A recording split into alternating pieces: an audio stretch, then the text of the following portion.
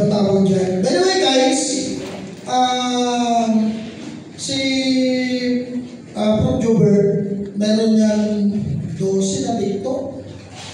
Bukod sa nagko-content, doon niya nakukuha yung mga prospect niya.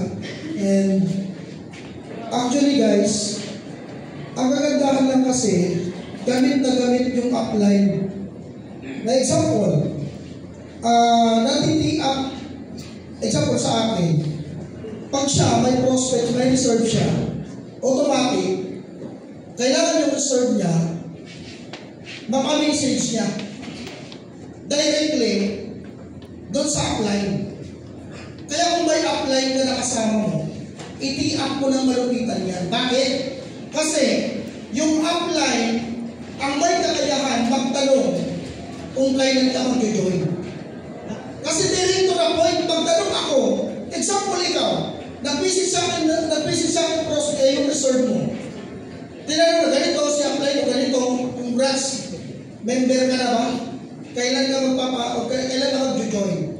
Automatic, direct siya, kaya tanongin ng upline mo kung kailan mag-pay yung qualifier mo. So, ibig sabihin, napaka-importante din ng connection. Tama? Yes. And, ano pa ba tawag? Siguro, I think, ugali din. Diba? Ugali, and at the same time, kung paano ka mag-isama sa loob ng sa mga kasama mo sa akin.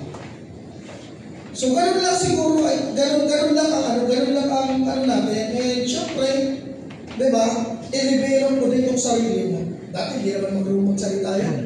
Pero kayo, marunong na mag-content, marunong na mag-video.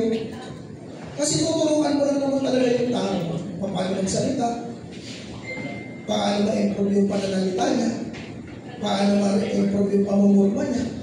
So, ibig sabihin, depende sa'yo kung paano ka mag-a-adapt. Nakuha niyo ba ako? So guys, actually, sa lahat, pinapahinggan ko lang kanina, yung may mga nagre-report kanina ng mga professor, marami madalas na naririnig kami, maraming PE. May mga PE, nga lang, hindi ka gumagawa ng task. Marami naman gumagawa ng task, pero wala kang PE. Alin yung mas magandang pakinggan? Yung hindi gumagawa na may PE, yung gumagawa na may PE. Ay, wait lang. Yung gumagawa na walang PE, alin yung masarap pakinggan? Siyempre, pag ikaw yung may PE na hindi ka gumagawa, ang papamuran mo, yung ginagawa mo mismo. Tama? Pero actually guys, wala siyang ano, kumbaga, nakamapapiin ka lang. Pero tandaan mo parati na, yes, may PE ka. Tama ba? Kung ang tingin mo, yung pastoral na nakakasagabal sa oras mo dahil hindi mo siya ginagawa, hindi ko sa inyo, tama nga yung iniisip mo, nakakasagabal sa'yo, nakakasagabal siya sa'yo. Pero, pag iisipin mo yung pastoral, na kaya mo siya ginagawa, tapos nagpapapiin ka. Bakit? Kasi gusto mo mas ma-organize yung sarili mo. So, ibig sabihin, parehas siya may impact sa'yo. Tama ba? Pero, pipili ka pa rin. Ano ba yung ano? Kasi, guys, kung babalik na rin natin, what if, kayo ang mga upline, kayo yung mga downline. Siyempre, malamang sa malamang, kung ano yung pinapagawa sa inyo ng mga upline mo, siyempre yung nagagawin mo. Eh, huwag kayo magtaka kung kami, ganito yung mga naging result, kasi kami yung mga taong sumusunod sa mga taong nagtuturo sa amin. Nakuha niyo ba? Kasi mas masarap pakinggan yung gumagawa ka na, nagpapapihin ka pa. Tama? Nakuha niyo ba ako? Oh guys, dalawa lang naman ang ways para maging successful ka. Dalawa ang ways para yumaman ka. Nakuha niyo ba ako? So para at least mas naintindihan mo. Kaya marami mga networker na hindi nagiging successful. Kasi, hindi nila pinipili kung alin sa dalawa talaga ang gagawin nila kung hindi. Nakuha niyo ba ako? Oh guys, lahat to, way to para maging successful ka. Nakuha niyo ba ako? Ayan.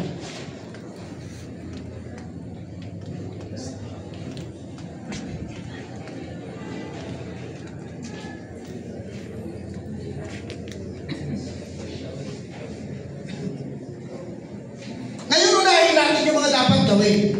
Gusto mo yumaman, tama? Bigyan niyo ko ng mga sample. Gusto niyo yumaman, ano yung ano? Ano yung way para yumaman ka? Gusto mo yumaman?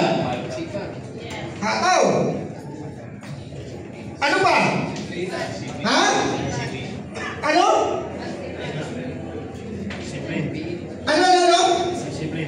Oh, discipline. Paano yung discipline? Ha?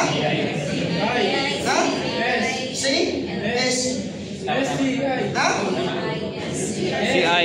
D-I-S? CI. Oh, check. Ganyan? Ha? I. Ha? Ganyan? Line man to. Basta okay na yan. Ano pa? Ano pa? Ano pa? Ha? Discipline.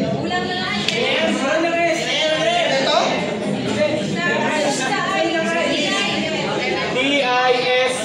Basta okay na yan. Ano ba? Ha? Ano ba? So guys, ano ba? Oras. Ano ba? Ha? Consistent.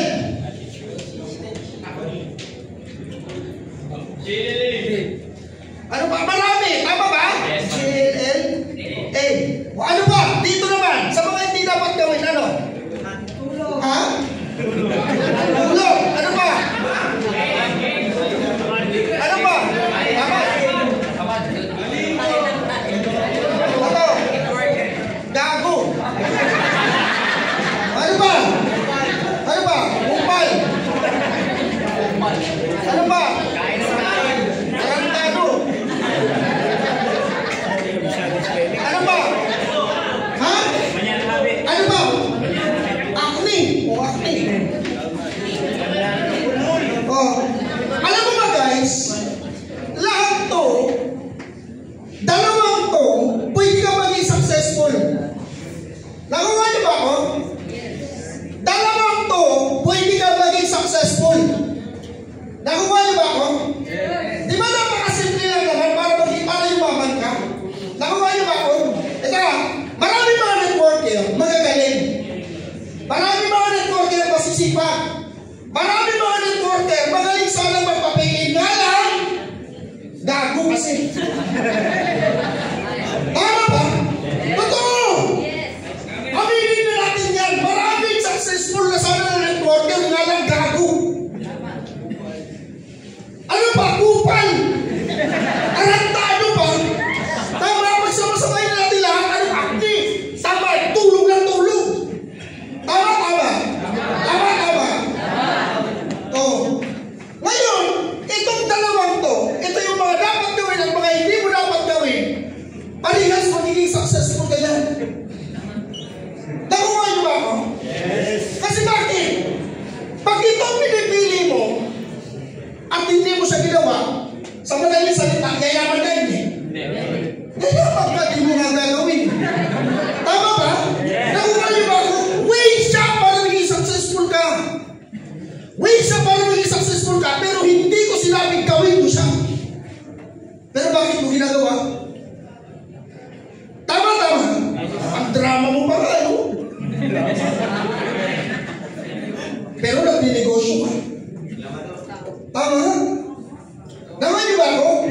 Way siya, magiging successful ka dito. Maniwala ka sa akin. Magiging successful ka dyan. Pag di mo ginawa. Ha? Hindi mo ginawa. Hindi mo ginawa.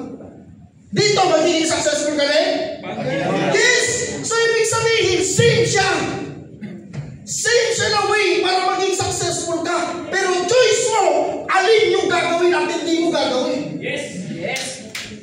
Tama? Tanungin natin siya, Pray. Ginawa mo ba ito ba? Ha? Ginawa mo ito? Para maging magkaroon ka ng pambulpi, ginawa mo ito? Tulog ka ng tulog? Tamad ka ba? Gago ka ba? Ha? Kupal ka ba? Ito pa tarantado ka ba? Ito rin to. Akti ka? Diba?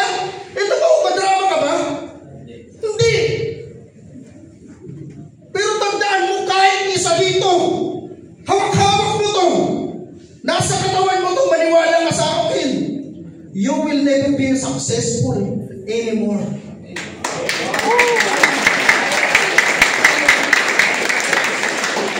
Totoo yan, guys! Mayaman ka na sana! Maniwala ka sa akin! Maganda na sana buhay mo! Maganda na sana grupo mo!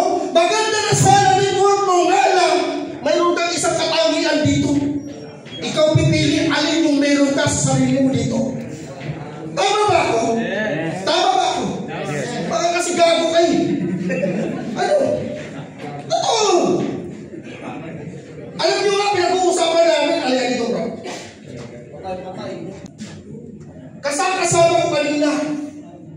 Di niya alam ako pinaka-apply na nakausap ka. Ang kausap niya, sabi ko, alam mo ba na mamaya yung pupuntahan natin ng grupo, halos karamihan under mo doon.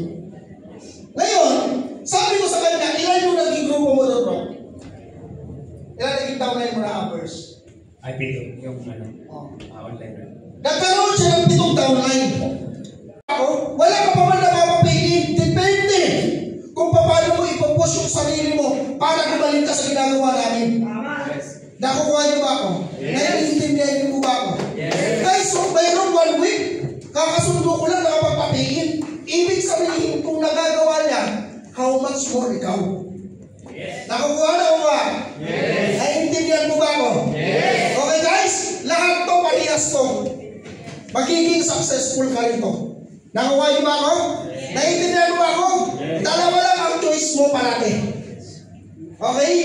Ngayon, itong dalawang to, pwede kang maging successful. Kaso, depende kung paano mo siya i-a-apply at alin yung i-a-apply mo. Yes! And guys, maniwala ka sa akin sa hindi, pari-parehas ko ito i-a-apply. Di ba? Nakuha niyo ba ako? Yes. Hindi mo nga lang ito i-a-apply, pero parang ina-apply mo siya kasi dinidisiplina mo yung sarili mo na hindi mo ito magawa. So, ibig sabihin, ina-apply mo siya. Tama ba? Yes. Ina-apply mo na yung mga bagay na hindi dapat gawin, hindi mo siya magawa. Naiintindihan niyo ba ako? Yes. Naiintindihan niyo ba ako? Yes. Sorry sa words kaya. Diba? Sorry sa words kasi kung i-Englishin ko mo ito, baka mas lalo hindi mo maintindihan. Tama ba? Yes. Kaya medyo brutal na natin na inano, sinulat. Okay ba yun? Naiintindihan niyo po ba ako? Yes. Kaya mo po ba na mas piliin yung mga bagay para mas yumaman ka pa ng mas mabilis? Yes. Okay ba yun? Yes. Kaya ba? Yes. Kaya ba? Yes. Okay guys, yun lang naman po siguro. Thank you so much. And thank you guys. Sa lahat po naman nandito, especially sa mga baguhan po na hindi ko pa po na-orient, paiwan po kayo dito sa loob. Tapos yung mga timer, labas na lang po kayo. Kasi i-orient ko lang po yung mga bago para mas makausap ko po sila. Okay? Ayan, okay na ba? Picture tayo.